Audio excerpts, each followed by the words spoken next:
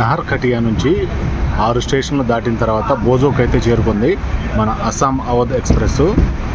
ఈ బోజోక్ కూడా చాలా చిన్న స్టేషనే, కాకపోతే ఇక్కడ కొంచెం ట్రైన్స్ రవాణా, ప్రతి ఊరికి రవాణా సౌకర్యం ఉండాలి కాబట్టి ఇట్లా చిన్న చిన్న ఊర్లు కూడా రైల్వే స్టేషన్లు ఉండటం చాలా మంచిది. ఇలా రోడ్డు ట్రాన్స్పోర్ట్ చాలా తక్కువ అవకాశాలు ఉంటాయి కాబట్టి చూడొచ్చు. ఇక్కడ కొంచెం బోజో ఏరియాలో కొంచెం ఎక్కువగానే కనిపిస్తున్నారు పర్సన్స్, ఎక్కేవాళ్ళు. ఈ బండి కోసం ఎదురు చూస్తున్నట్టుగా ఉన్నాయి, కనిపిస్తూ ఉంది.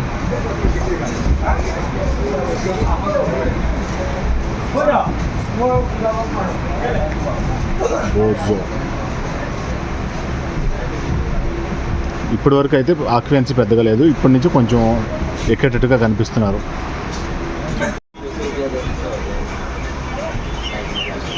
బోజో నుంచి బయలుదేరింది బండి, ఒక 2 నిమిషాలు మాత్రం ఆగింది ఇక్కడ.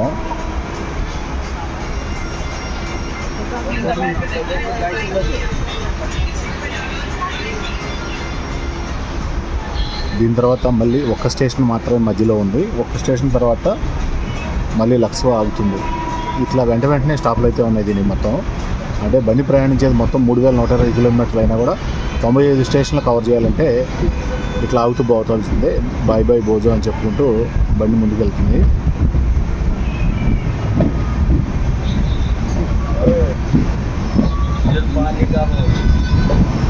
బోజో స్టేషన్ తర్వాత ఒక ఇంటర్మీడియట్ స్టేషన్ వదిలేసి ఇంకొక స్టేషన్ దగ్గర వెంటనే ఆగింది. లక్ష్వా స్టేషన్ పేరు. చాలా చిన్న స్టేషన్ ఇది. ఇట్లా దారి వెంట దాదాపు గౌహటి వరకు వెళ్ళే వరకు కూడా చిన్న చిన్న స్టేషన్లో ఆగుతూ పోతూ ఉంటుంది బండి.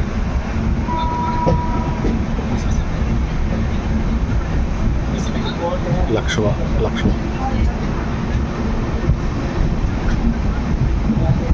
సిమాల్గురి ఇది ఒక జంక్షన్ స్టేషన్. ఇది లక్ష్వా తర్వాత ఒక స్టేషన్ మాత్రమే ఆగింది. ఒక స్టేషన్ మాత్రమే స్కిప్ చేసిన తర్వాత సిమాల్గురికి అయితే వచ్చింది. ఇది సిమాల్గురి ఒక జంక్షన్ రైల్వే స్టేషను. ముఖ్యంగా ఈ సౌత్ ఈస్ట్కి సంబంధించి ఒక ప్రధానమైన జంక్షన్ అని చెప్పుకోవాలి.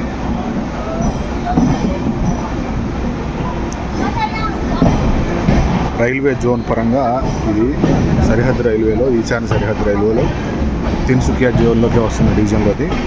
దీనిలో ప్లాట్ఫారంలు 3 అయితే ఉన్నాయి. అంటే జంక్షన్కి ప్లాట్ఫారంలు 3 ఉన్నాయి. మామూలు చిన్న స్టేషన్లకి 2 ఒకటే ఉంటాయి అన్నమాట. అప్పుడు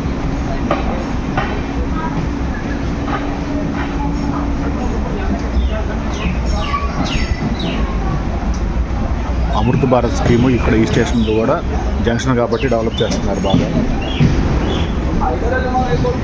ఇక్కడ ఆగే ప్రధానమైనవి అంటే సుమారు 35 నుంచి 40 ట్రైన్స్ అయితే రోజు ఆగుతాయి. దిబ్రూగఢ్ రాజధాని ఎక్స్ప్రెస్, అవధ్ అస్సాం ఎక్స్ప్రెస్, ఇప్పుడు ఏదైతే మనం ట్రావెల్ చేస్తున్నామో అది, Ledo Guwahati intercity express, Vivek express లాంటివి ఇక్కడ ప్రధానంగా అయితే ఆగుతాయి. మిగతా అన్నీ కూడా ప్యాసింజర్స్ ఆగుతాయి.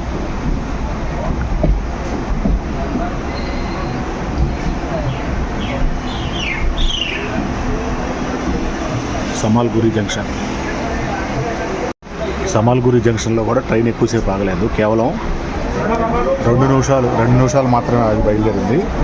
ఇక్కడ ఏదైతే ఇప్పుడు మనం దిబ్రూగఢ్ నుంచి వస్తున్నామో గౌహటి లైను, ఈ లైన్ కాకుండా జంక్షన్ బాగా చెప్పుకోవడానికి నజరా, సెస్పాను, నామ్రూప్ వైపు అయితే ఇక్కడ నుంచి వెళ్ళే మార్గం అయితే ఉంది.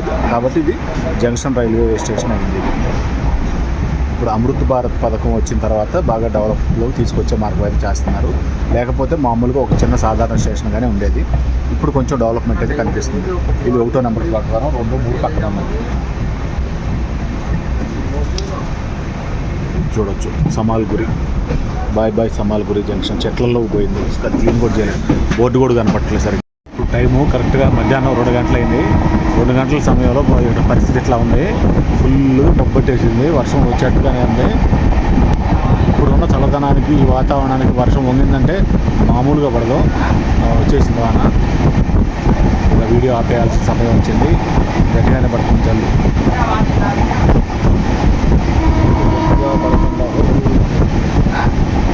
అర్థమవుతుంది కదా, ఫోన్ వీడియోలో కూడా అర్థమవుతుంది.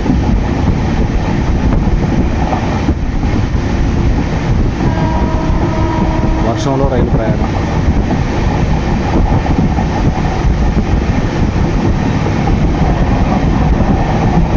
కిటికీ క్లోజ్ చేశాను. కొంచెం కిటికీ క్లోజ్ చేయాలి.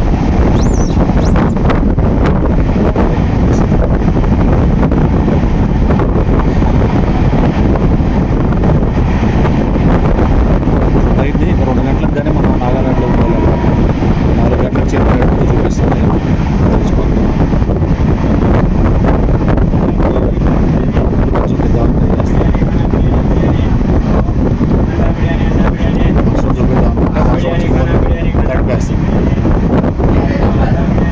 కొంత వర్షం పడుతుంది, కొంత సూర్యుడు వచ్చాడు, కొంత వాన పడుతుంది, కొంత మబ్బు పట్టి ఉంది.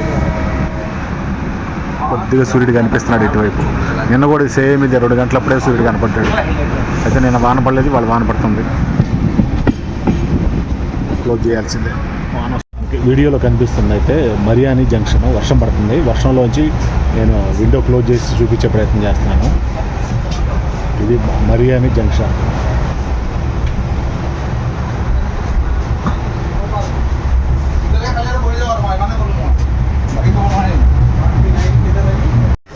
వర్షం పడతానే ఉంది. మరియాని జంక్షన్ నుంచి బండి అయితే బయలుదేరబోతుంది. ఇక్కడ 3 ప్లాట్ఫారాలు ఉన్నాయి, 5 ట్రాక్లు ఉన్నాయి. ఇక్కడ కొత్తగా ఇది జంక్షన్ కాబట్టి ఇటు ఏదైతే మనం వచ్చిన లైను ముందు గౌహటి వైపు వెళ్తుందో అట్లాగే లోకో షెడ్కు సంబంధించి కూడా 50 ఇంజన్లు డీజిల్ ఇంజన్లు పెట్టుకోగలిగిన సామర్థ్యం అయితే ఇక్కడ ఉందంట. అంత పెద్ద షెడ్ అయితే ఏర్పాటు చేశారు ఇక్కడ.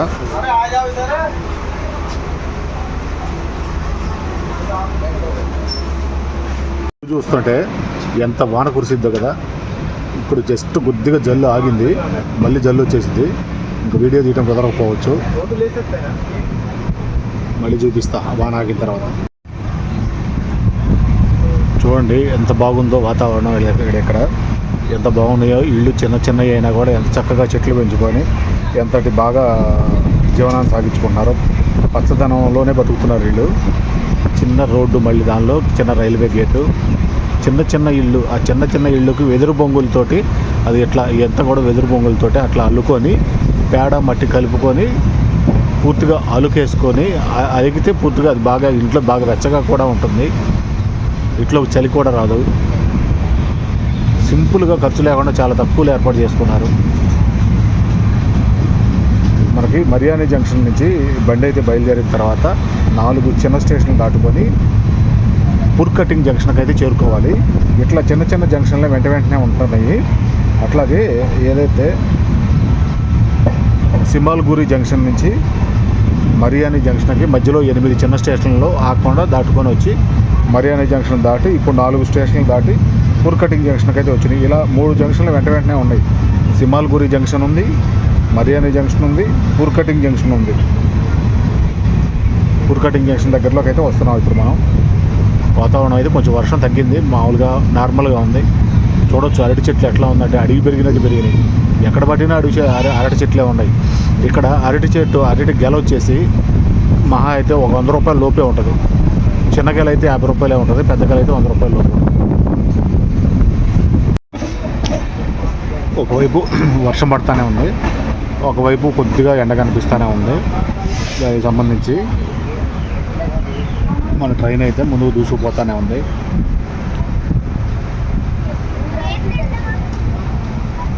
పుల్కటియా జంక్షన్కి వచ్చాం. పుల్కటియా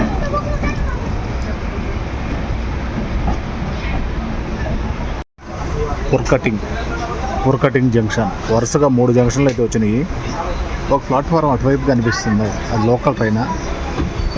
ఈ జంక్షన్లో ఒక ప్లాట్ఫారం అటు ఉంది, రూమ్లు ఇటు ఉన్నాయి. గమనించినట్లయితే అటు ఒక స్టేషన్ అదే ప్లాట్ఫారం ఉంది. ఈ మధ్యలో అన్నీ కావాల్సిన ఆఫీసులు అన్నీ ఉన్నాయి. ఇంకా దీనికి మన కుడివైపు నుంచి చూపిస్తాము. ఇంక లెఫ్ట్ వైపు ఏమీ లేదు, లెఫ్ట్ సైడ్. ఇది వెరైటీగా ఉంది నాకైతే. ఇలాంటిది నేను ఏడా చూడలేదు, ఇక్కడే చూస్తున్నాను. మళ్ళీ ఇది పుర్కటింగ్ అనేది జంక్షన్ ఏరియాలో మెయిన్ అవసరమైన ఆఫీసులు రూములన్నీ మధ్యలో ఉన్నాయి. రైట్ సైడ్ ఆఫీసుల రూములకి అన్నిటికీ రైట్ సైడ్ ఒక ప్లాట్ఫారం ఉంది, లెఫ్ట్ సైడ్ ఒక ప్లాట్ఫారం ఉంది. అంతే, ఇంకా అదే జంక్షన్ అయింది. వెరైటీగా అనిపించింది నాకైతే. చూడొచ్చు మళ్ళీ కూడా కనిపిస్తుంది అవతల వైపు. అవతల ప్లాట్ఫారం, అటు నుంచి బయటికి పోయి పోవచ్చు. మధ్యలో ఆఫీసుల రూములు అన్నీ ఉన్నాయి. యువతల ప్లాట్ఫారం ఉంది, ఇటువైపు మళ్ళీ ట్రాఫిక్ తిరుగుతుంది. ఇది వెరైటీగా ఉంది. Bye bye Furkating junction. ఇట్లా ఇప్పుడు సమయం అయితే టైం 3 దాటింది, 3 గంటల 10 నిమిషాలు అయింది. పుల్ కటింగ్ జంక్షన్ దాటిన తర్వాత తినడానికి ఫుడ్ అయితే కావాలి కదా.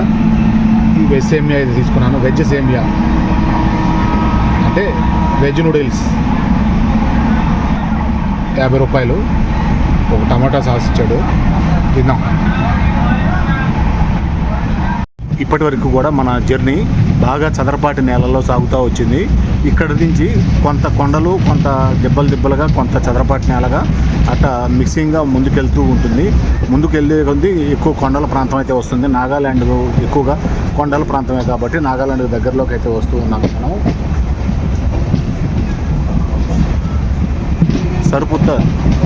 సర్పుత్తర్ స్టేషన్కి అయితే చేరుకున్నాము.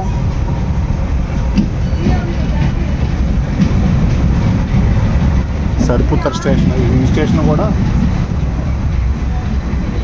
2 ప్లాట్ఫామ్సే ఉన్నాయి.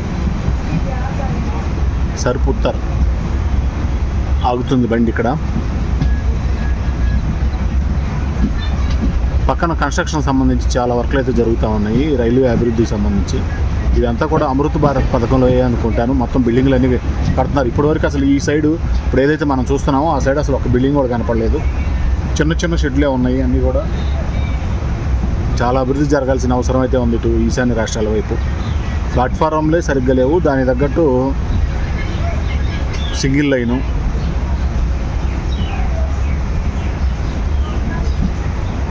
ఈ అభివృద్ధి అంతా జరగడానికి కనీసం 20-30 సంవత్సరాలు పట్టింది. ఇప్పుడు మన వైపు ఎలా ఉందో అలా రావాలంటే చాలా వేగంగా చేస్తే కానీ అభివృద్ధి రాదు. సర్పుత్తర్ 1వ నెంబర్ ప్లాట్ఫామ్కి వచ్చింది మన బండి. ఇటు 2వ నెంబర్ కనిపిస్తుంది. 2 నిమిషాలు మాత్రమే ఆగిద్ది ఇక్కడ బండి. తర్వాత దిమ్మాపూర్ వైపు.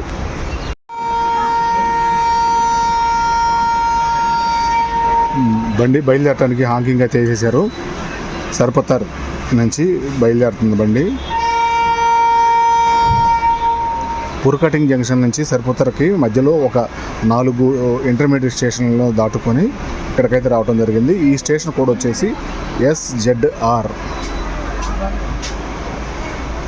తర్వాత ఒక 2 ఇంటర్మీడియట్ స్టేషన్ దాటుకొని వెళ్ళిన తర్వాత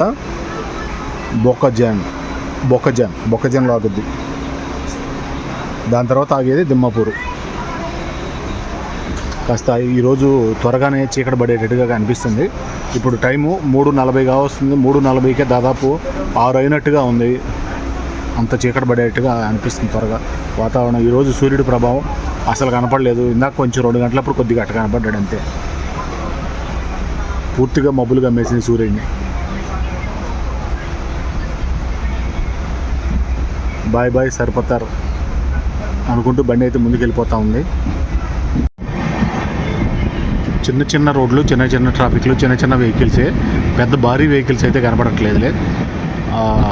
ఇట్లా సాగిపోతూ ఉన్నాము. సర్పుత్తర్ నుంచి మనము దిమ్మాపూర్ వైపు నాగాల్యాండ్లోకి అయితే ప్రవేశించిపోతున్నాము. ఇక్కడ నుంచి కొద్దిగా చదరపాటి నేలలు అయితే తగ్గిపోయినాయి పూర్తిగా. కొంచెం మెరక దెబ్బలు ఎక్కువగా కనిపిస్తూ ఉన్నాయి. ఇప్పటి వరకు అస్సాంలో మొత్తం కూడా మనం ఎక్కడైతే దిబ్రూగఢ్లో నుంచి బయలుదేరాము, టిన్సుకియా వైపు నుంచి, ఇప్పటి వరకు మొత్తం చదరపాటి నేలల్లోనే వచ్చాము. అంత కొండల ప్రాంతం అయితే కనపడలేదు. ఇక్కడ నుంచి ఇంకా కొండల ప్రాంతం అయితే స్టార్ట్ అవుతుంది. నాగాలాండ్ మొత్తం కొండల ప్రదేశమే ఉంటుంది. ఈ పక్కన ట్రాక్కు సంబంధించి, కొత్త ట్రాక్కు సంబంధించి పనులు అయితే జరుగుతూ ఉన్నాయి.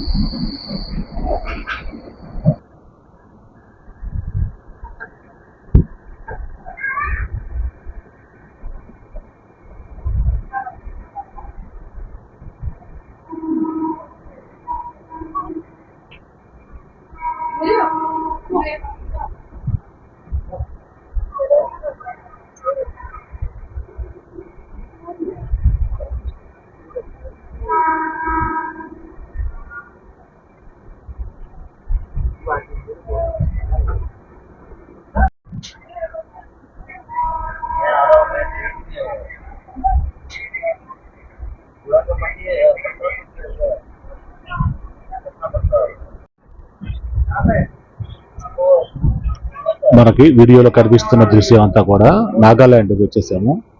నాగాలాండ్లో దిమాపూర్ ఏరియా. ఈ దిమాపూర్ ఏరియాలోనే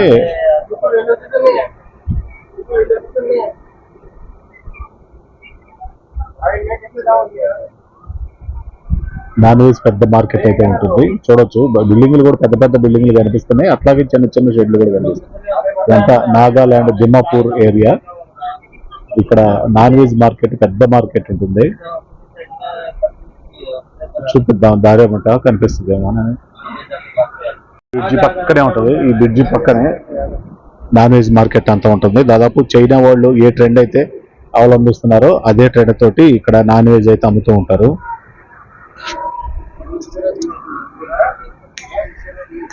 ముఖ్యంగా చైనా వాళ్ళు ఏం తింటారు అవన్నీ తింటుంటారు ఇక్కడ వీళ్ళంతా కూడా. దాదాపు ఆ మార్కెట్లోకి వెళ్తే మనం ఇండియాలోనే ఉన్నామా లేదంటే చైనాలో ఉన్నామా అన్నట్టుగా అర్థమైంది అనిపించింది అనమాట. పూర్తిగా నాన్ వెజ్లు ఎన్ని రకాలు ఉన్నాయి అన్ని రకాలు తింటారు. కుక్కలు, పిల్లులు, పందులు, పాములు, చేపలు, అట్లా అన్ని గబ్బిలాలతో సహా అన్ని తినే మన కరోనా లాంటిది వచ్చి మనల్ని బాగా ఇబ్బంది పెట్టింది. అలాంటి మార్కెట్ ఇక్కడ ఉందని చూపించే ప్రయత్నం అయితే చేస్తున్నాను. దిమాపూర్ ఏరియా ఇది.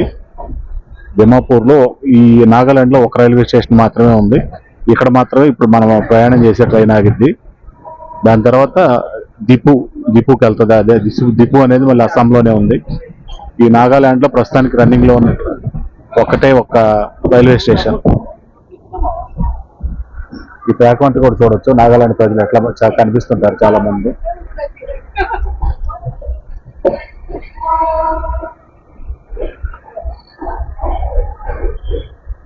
ఈ బ్రిడ్జి కూడా చూడొచ్చు. బ్రిడ్జి పైకి ఎక్కడానికి దారి ఎట్లా ఏర్పాటు చేశారు.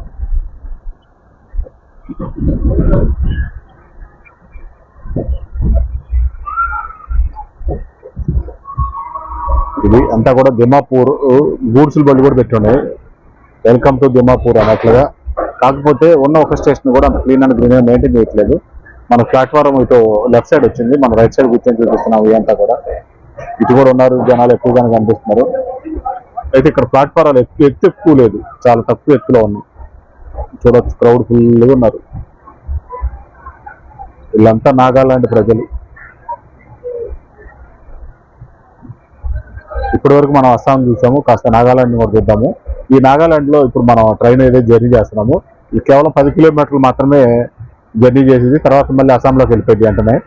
ఈ 10 కిలోమీటర్ల దూరంలో దిమాపూర్ రైల్వే స్టేషన్ అయితే కలిసింది కరెక్ట్గా.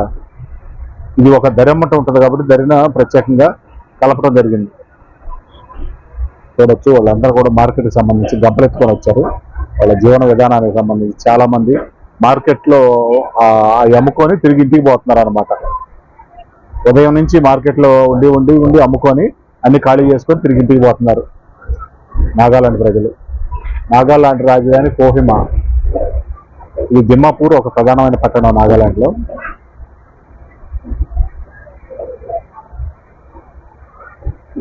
విస్తీర్ణంలో కూడా చాలా చిన్న రాష్ట్రం నాగాలాండ్. అయితే తినే ఆహారపు అలవాట్లను బట్టి చూస్తే వీళ్ళు చైనా వాళ్ళని అనుకుంటాము, కానీ వీళ్ళు చైనా వాళ్ళు కాదు, మన ఇండియన్సే. కాకపోతే ఆహారపు అలవాట్లు అట్లా భిన్నంగా అలవాటైనవి. చూడొచ్చు నాగాలాండ్ ప్రజలు దిమాపూర్లో ఎలా మార్కెట్ చేసుకుంటున్నారో. ఇప్పుడే స్టేషన్ నుంచి బండి అయితే బయలుదేరింది. జస్ట్ దిమాపూర్ నుంచి ఇప్పుడే బయలుదేరి గౌహటి వైపు అయితే వెళ్తుంది. ఇదంతా కూడా నాగాలాండ్ ఏరియా. జస్ట్ ఇంకొక 2-3 కిలోమీటర్లు జర్నీ చేస్తే మళ్ళీ నాగాలాండ్ నుంచి మళ్ళీ అస్సాంలోకి అయితే ఎంటర్ అయిపోతాము. నాగాలాండ్ ఏరియాని కొంచెం చూపించే ప్రయత్నం చేస్తున్నాను. ముఖ్యంగా రైల్వే ట్రాక్ వెంటే ఎక్కువ మంది పాపం జీవితాలు అయితే వాళ్ళు పనిచేసుకోవటం కానీ వాళ్ళ ఇళ్ళు కానీ చాలా కనిపిస్తూ ఉన్నాయి. అట్లాగా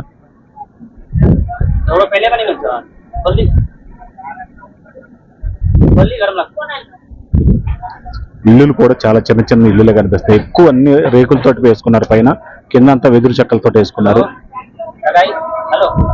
నాగాలాండ్ దిమాపూర్.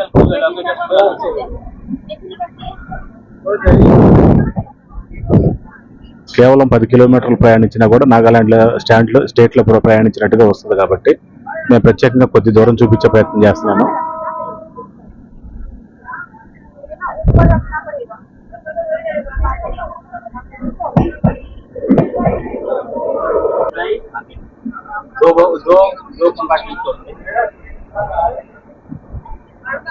చూడొచ్చు పెట్రోలింగ్ సంబంధించి ట్యాంక్స్ అన్ని కనిపిస్తున్నాయి. ఇండియన్ ఆయిల్ పెట్రోలియం ఉంది. రైల్వే ట్రాక్ పక్కనే ఈ నాగాలాండ్ ఏరియాలోనే ఈ పెద్ద ట్యాంక్స్ అన్ని కనిపిస్తా ఉన్నాయి.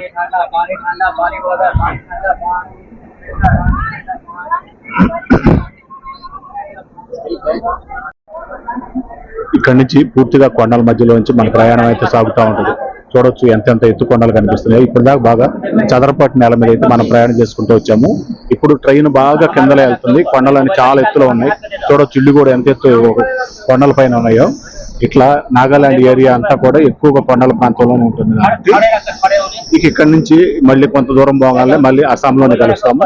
అస్సాంలో కూడా ఎక్కువ భాగం ఇక్కడ నుంచి కొండల ప్రాంతం ఉంటుంది, కొంత భాగం చదరపాటి నేల ఉంటుంది. ఇలా ఉంటుంది ముందు వెళ్లే కొన్ని దారి అంతా కూడా. కొండలైనా కూడా దెబ్బలుగా మట్టి దెబ్బలే ఎక్కువ ఉన్నాయి. కొండలుగా గట్టి రాతి కొండలు లేవు అసలు, అంత మట్టి దెబ్బలే ఎక్కువ ఉన్నాయి. ఎంత ఎత్తు కొండ అయినా కూడా మట్టి దెబ్బతోటే నిర్మాణం అయినట్టుగా కనిపిస్తా ఉంది ప్రకృతి పరంగా. కొండల్లో సహజంగా గుట్టలు రాళ్ళు ఎక్కువగా ఉంటుంటాయి కదా, అలా రాళ్ళు కనపట్టలేదు ఇక్కడ దెబ్బల్లో. అంత మట్టి కొండలే ఉన్నాయి ఎక్కువ. అందువల్ల చెట్లు బాగా ఏర్లు బాగా లోపలికి వెళ్తాయి కాబట్టి బాగా పుష్కలంగా పెరుగుతున్నాయి చెట్లన్నీ కూడా.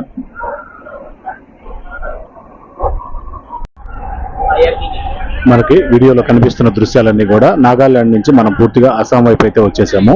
చూడొచ్చు కొంత చదరపాటి నేలలు కనిపిస్తున్నాయి, కొంత కొండల ప్రాంతాలు అయితే కనిపిస్తున్నాయి. ఇట్లా ఈ విధంగా చూసుకున్నట్లయితే మనకి ఇక్కడ ట్రైన్లో ఇప్పుడు దిమాపూర్లో మనం ఎక్కిన కోచ్లోనే మనతో పాటు ప్రయాణించే ప్రయాణికులు అయితే రిజర్వేషన్ కన్ఫర్మ్ అయిన వాళ్ళు మనతో పాటు కూర్చున్నారు.